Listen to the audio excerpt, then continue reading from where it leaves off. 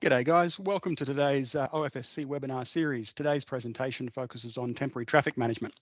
My name is David Denney, I'm the Federal Safety Commissioner and I'll be hosting today's webinar. I'd like to acknowledge the traditional owners and the lands on which we're meeting today, both here in Canberra and right across the country. Pay my respects to their elders past and present.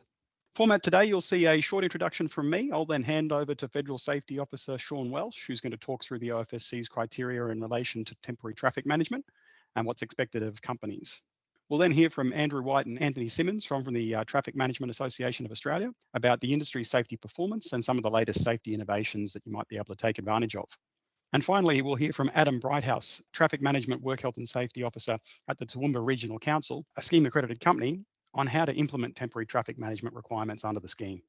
So why are we talking about temporary traffic management today? Analysis of OFSC safety incident data suggests that while the total number of traffic-related safety incidents in comparison to other forms of high-risk construction work are not significant, the consequences of those incidents really are.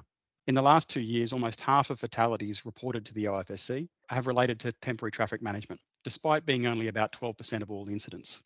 This tells us that when things go wrong with relation to traffic management, they go badly wrong. Looking at OFSC audit results tells us a little bit more about where companies are struggling to meet the safety requirements that the OFSC sets. In the last 2 years, non-compliance with OFSC requirements has been highest in the following areas. Hazard criteria 15.2, which requires a temporary traffic management plan to be prepared by a qualified and licensed person, and that plan needs to be in accordance with relevant legislation, codes of practice and Australian standards.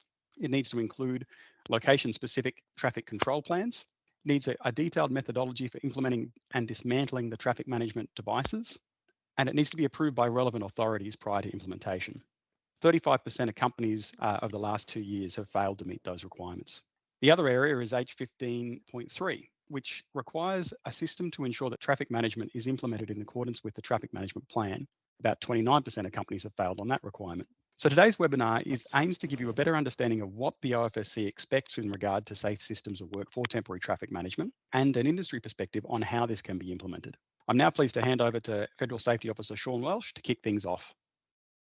Okay guys, I'm Sean, Federal Safety Officer. I'm just going to take you through a quick overview of what is expected from the OFSC when we audit H15 traffic. I'm just going to take you through a quick slide presentation, and then Andrew, Anthony and Adam will add their perspective to the whole process as well. So basically, with all OFSC requirements, documented processes, implementation and records are required for you guys to demonstrate.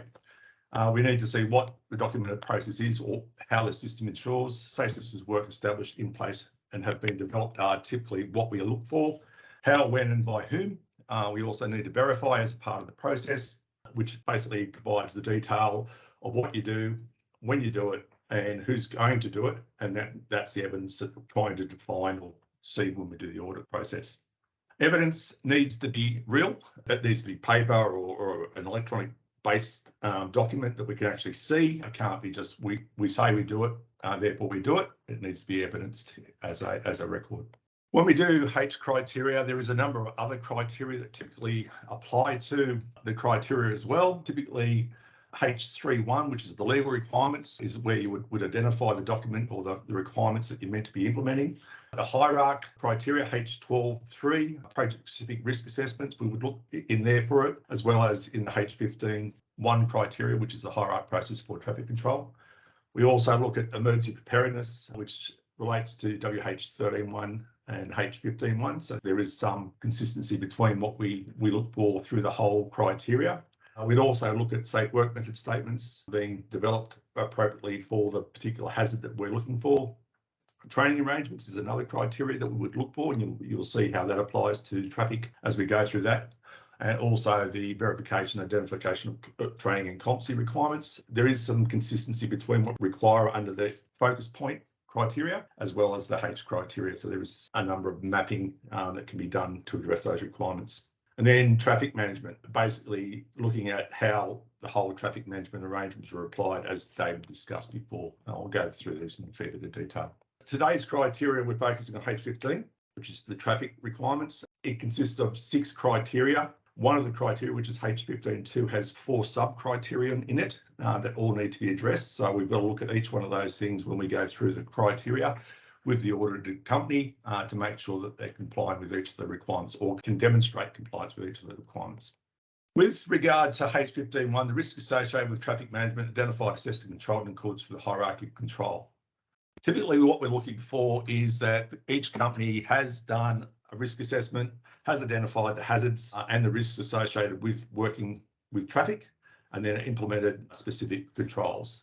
These are examples that we, as the OFSC and FSOs, are aware of, examples of how the hierarchy control is applied. Typically, what we're looking at is the OSRoad standards that come out in 2021. There's some really good examples in there of how you would apply a hierarchical process to traffic management. There's some other information out there as well that does the same thing. But as a minimum, we need to see how that hierarchy is applied to your specific circumstances. Given that we've got this information behind it, we would see this as a starting point for OFSC accredited companies to start from, and that you don't just start afresh and try and come up with your own hierarchical process, because these documents exist and they're fairly detailed and they've been developed in consultation with industry. Accredited companies need to demonstrate they have implemented processes that apply hierarchical control, the hazards and risks associated with temporary traffic management. It can't just be, we don't believe we would get approval for a detour. You've got to be able to demonstrate that if a detour is practicable, you've got to have sought that approval through the approving authority. If they choose then to say to the company, no, you can't have the detour, that would need to be evidenced through an email or some type of correspondence to demonstrate that the company has actually sought to implement higher order controls as a part of the planning process for implementation of traffic management on a work site. These things are provided as examples in all the documents that are freely available to companies across Australia, in particular what's in the OSRoad temporary traffic guidelines that have been developed recently. Risk assessment, you need to understand the risk assessment process. There is risk management processes available within the documents or the available information that's out there. It's based on traffic volumes and interactions with traffic and categories of roads. And as a part of the development of a traffic management plan, those risks should be assessed based on proximity to traffic, the volume of traffic, and the category of road that the work's been undertaken on. We would look for evidence of that in your processes, whether it be in the traffic management plan that's been developed for the project or your hierarchical processes that have been developed to identify what the risks are with the work that's been undertaken. With risk, there is a number of guides out there that you can get it from. I've given a few examples there of different methods that could be used to control risks associated with implementation of traffic management on work sites. Again, OSRoads is there. Western Australia Code of Practice is a very good document if you want a document to review. That gives you a very good framework for how you should be managing the work. It's probably the best I could see across Australia.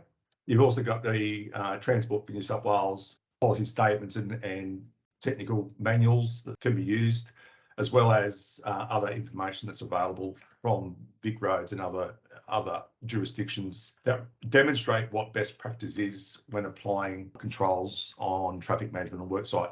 The example I've given you there is the truck mounted attenuator and the requirements for the use of that across the jurisdictions as a mitigation that needs to be employed to protect workers implementing traffic control at work sites. We would look for you guys to actually have understood what the requirements are and implemented the controls at an appropriate level, depending on the road that's been worked on. With regard to H15.2, system ensures that traffic management plans are prepared by qualified and licensed persons. As David mentioned before, the accredited companies don't address this area particularly well in our audits. It does have a number of criteria that we need to address as part of that. So each of the FSOs needs to go through each of the criteria to make sure that the company is complying with that requirement or meets the OFSC requirement for that particular area. With regard to the first part, is prepared by a qualified and licensed person. We can use AS 1742.3 2009, which details what a temporary traffic management plan looks like, to understand what we require from the accredited companies when you're demonstrating a temporary traffic management plan has been developed. It does give a fairly good detail on what it is, and it gives good guidance, so we'll be looking for that. To make things easier, something that was prepared earlier, as I would like to say, that there is some really good examples, and again, I'll use Western Australia as it probably has the best examples across Australia available. There is templates out there that can be used for development of traffic management plans that are already got all the information and detail required under the code of practice or technical requirements or OSRO guidance requirements that you may be needing to meet. So don't go out there and think you need to address or develop something from scratch. There is information available. The FSOs know this is available and would be looking that you would have something similar as a minimum standard when you're developing a traffic management plan or requiring a traffic management plan to be provided to you from a traffic management company. So we would look for the same. Prepared by qualified persons, and I know Andrew will be going through this in a little bit more detail. OSRO's guideline part 6 provides what that framework looks like. It talks about temporary category 1, 2 and 3 qualifications that are needed and maintenance of qualifications. Again, it's a national standard that can be adopted. It has been picked up by Tasmania directly and it is reflected in all the jurisdictions across Australia. However, there is a little bit of variation in the requirements from state to state and territory to territory that you need to understand to make sure you're complying with the local jurisdictional requirements. The qualifications, you'll need to be able to demonstrate that that is the minimum requirement of that jurisdiction based on the information that's freely available to all the accredited companies from jurisdictional approving authorities. Qualified person, like I said, each jurisdiction has different rules regarding training of people to undertake traffic management works on roads. You need to understand what they are, which means you need to identify the relevant documents that you should be working under if you're going to be working on roads and getting traffic management plans developed. There is some reference to those relevant documents in the Guide to Temporary Traffic Management Part 2, which is an Off-Roads guideline. It tells you what those regulations are. So these things aren't hard to find. This information was really available by doing simple Google searches. There is a number of jurisdictional requirements there. These are the examples from each of the jurisdictions.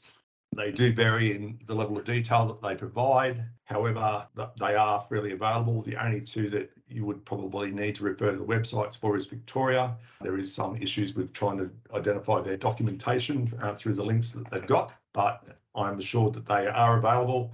And the Northern Territory, it has a fairly detailed requirement on the government websites, whereas New South Wales, Western Australia, Tasmania, Queensland and South Australia all have code of practice or guidance requirements or technical requirements, and ACT has a technical paper out there to tell you how you meet their requirements.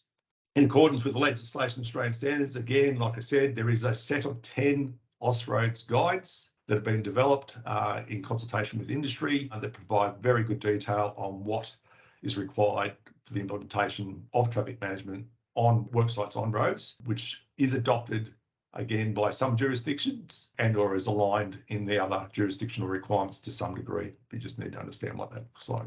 And again, we fall back to 1742.3 as the original Australian standard that set out the guides that we need to understand. The Australian standard for working on roads that's been around for years and years, which the jurisdictional requirements and OSROAD requirements have all adopted their processes from. There's an example of the information that was found. I could find freely on the Western Australian Work Cover website. It gives you lots of templates and example plans and even check sheets that you can use for temporary traffic management. Again, all in Word, easily accessed and provide a really good framework if you are starting from scratch or if you want to review your systems to see what is actually available out there and what the minimum standards that should be met based on the updated versions being created through the OSROAD standards. Includes location-specific traffic control plans. This is another requirement of 15.2. We would expect to see location-specific traffic control plans as a part of the traffic management plan to support implementation on the project. These have been renamed. They aren't known as traffic control plans anymore. They've been renamed as traffic guidance schemes, which need to be developed by a qualified person and would detail all the signage, spacing and requirements for the work that's been undertaken on the road.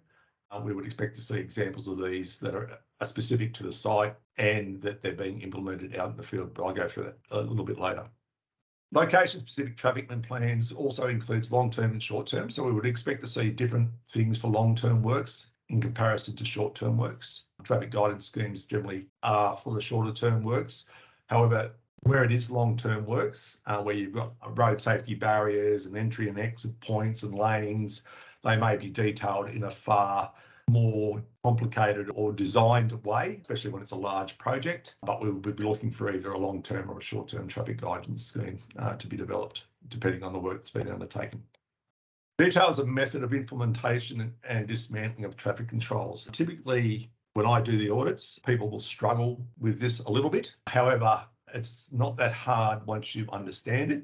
We would expect to see that the process for implementation identifies the hazards, the way you protect your worker, the way you place your signs, the way you basically make sure the signs have been implemented correctly, and then vice versa for the dismantling. Guide to Traffic Management Plan Part 6 actually gives a really good guide to how that's implemented or can be implemented as part of that guidance material. It also gives you controls around how you would go about your work, if it's a short-term thing before you start, during hours, record keeping, etc., which is another criteria, but it's still a part of the implementation as well. And then the removal part, where Part 6, Section 8 actually gives you the principles for removal. Freely available to everybody, not that hard to get hold of, but we would expect that you guys are at least meeting these minimum requirements for those particular things for implementation and dismantling of those devices as the traffic management plans are implemented on a project. Is approved by relevant authorities. David mentioned this before, that we don't get approval. The major approving authorities across Australia are generally the traffic management agencies like Transport for New South Wales, Transport for Victoria, Western Australia Roads, and things like that, TMR in Queensland. However, you may also need to look at local council for approvals. Typically, local councils, as I've seen it, don't require a traffic management plan as the major jurisdictional approving authorities would. However, regardless of that, if you're working as an accredited company, the OFSC would expect to see a traffic management plan developed, regardless of who the jurisdiction approving authority is, because it contains certain information that we need to see has been addressed as part of the audit criteria. Traffic management is implemented in accordance with the traffic management plan. Again, the traffic management plan will detail how you go about implementing traffic management plan. It should detail things like how you would implement, how you would dismantle, what auditing you would do, what inspections you would do, and the process for making sure that the traffic management arrangements are being maintained for the life of the work on the road. These three guides provides the structure on how you should implement those processes. They're very simple to read. They're not hard to get a hold of. We would expect that people will at least have reviewed this. Again, there is some guidance in the Code of Practice from each state that also addresses these requirements as well. Part 10 ensures traffic management plan is implemented in accordance with the traffic management plan of the AusRoad guides. Gives you some detail of compliance and road safety audit requirements that you may need to implement to demonstrate that it is being implemented in accordance with the traffic management plan. These things also consider whether the traffic guidance scheme that's being proposed actually is effective. It also looks at sight lines that you can see through the works. It talks about road safety audits. It also talks about making sure you minimise signage, that you're not cluttering the worksite with sign and giving too much information. There's a lot of information in here on how that may be done. As a basis on what we would look for, we would expect at least that people understand what's in here and then adopt the requirements specific to the project as part of the traffic management plan on how they're going to manage the implementation through the duration of the works. If I was out there doing an audit and I wanted to see that you are implementing it in accordance with the traffic management plan, I would grab the traffic guidance scheme. I'd ask you then to demonstrate how you're implementing it as a drive-through or a walk-through to make sure that the traffic guidance scheme is being implemented in accordance with the approved traffic guidance scheme for the works. And where variations are made to it, that these plans are just simply marked up to show a sign has been moved or spacing has been adjusted based on site conditions that have been observed as part of the implementation process in accordance with the traffic management plan. Page 15.4, persons responsible for implementing traffic management plan qualified and licensed. Guidance to traffic management part 6 provides all the details of what that looks like, including the roles of the training, the competencies required, the assessment required, the training for a traffic controller, the training for an implementer, and also the training for the designer of the traffic management scheme. The difference between previous versions of this and now is there is a bit of a career path being created through these frameworks. So that's probably something we need to be mindful of as we start to implement the higher standards that have been set by these processes across all the jurisdictions. There is training.gov minimum competency requirements available for those particular roles. We would expect that we see that people are trained in those particular competencies by the relevant jurisdictional training authority as required by each jurisdiction. Again, it does vary from state to state. It is probably something that needs to be sorted out over the next few years. Something you may not be aware of, however, if you are using a truck-mounted attenuator, there also are competencies for persons operating those attenuators. These are stipulated in the Austroads guides as well as the codes of practice for the various jurisdictions, with WorkSafe WA having specific requirements around what that needs to look like. So again, you need to go back to the jurisdiction and just find out what their requirements are. Transport for New South Wales, Transport for Victoria, Queensland, as well as South Australia all have the requirements for operating these type of devices and the training requirements. So if we saw one of these things being used on the project, we would also be checking that the competencies that the person holds are applicable and appropriate for the operation of the particular device in accordance with the jurisdictional requirements. Page 15.5, the system ensures traffic manager is regularly monitored for tampering, vandalism and reviewed for adequacy as the project develops. The guide for temporary traffic management part 6, which is used a fair bit through this slideshow, has all the guidance that you need to talk about there. We would expect to see how you would implement, what your aftercare arrangements would look like should you be leaving traffic control devices in place outside of a short-term traffic management arrangement, which is set up and removed on a daily basis. So the aftercare arrangements are probably the ones that we need to look at for monitoring of tampering and vandalism to the actual devices that have been set up. And for the adequacy, we would go back to looking at auditing of the work site to make sure that implemented traffic controls are adequate. A road safety audit is probably a good way of doing that to make sure that you can demonstrate someone's come out as a third party and looked at the devices as they're being established and that the road design requirements in the temporary arrangement are not being inadvertently jeopardised, e.g. sight lines, swept paths, things like that are being maintained as part of the temporary traffic control requirements in the temporary traffic arrangements. Again, down here, it does talk about excessive or inappropriate use of temporary speed limits, and excessive signage is something you would also look for. Again, I go back to guide number 10, which gives some really good examples of how you might achieve the requirements of 15.5.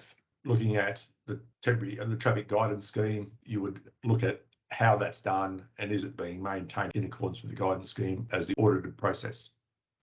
With regard to emergencies, the last criteria, there is some guidance available. We would be looking for specific traffic management incidents, not general run-of-the-mill incidents like medical treatment injuries and things like that are occurring on the project. The examples in this guide are applicable to work on roads, accidents occurring within a designated work site, physical contact or impact of traffic controllers, assault of a traffic controller, unsafe or dangerous actions of road users, how you would report that, difficulty experiencing certain stopping of vehicles where damage or impact is caused, in other words, end of queue collisions and other things, physical contact or injury to traffic controls that may occur. That's what part 7 identifies, which is the traffic controller requirement. Traffic control work sites technical manual from Transport for New South Wales also talks about vehicle breakdown, vehicle fires, pedestrians being hit and car crashes within the work zone, and some additional scenarios that you may need to consider as a part of that. And we would expect as an FSO to see these things being addressed as a part of your emergency plans, either in the traffic management plan or in your emergency procedures, is end of queue collisions, vehicles not obeying the traffic control instructions and how you would report that. Hazardous material incidents in the work zone. So if we have a work zone that's fairly constrained on a larger project, what happens if you get a hazardous material incident within the work zone? How do you manage that? Motor vehicle accidents in the work zone. Sorry, I left a word out there. what would occur if vehicles under lights and sirens approach the work zone, and how you would make sure that they get free passage through the work zone that's under traffic control. The typical one is making sure that the traffic controller takes into account or has processes in place to avoid an errant vehicle that's heading straight towards a traffic controller. That's me.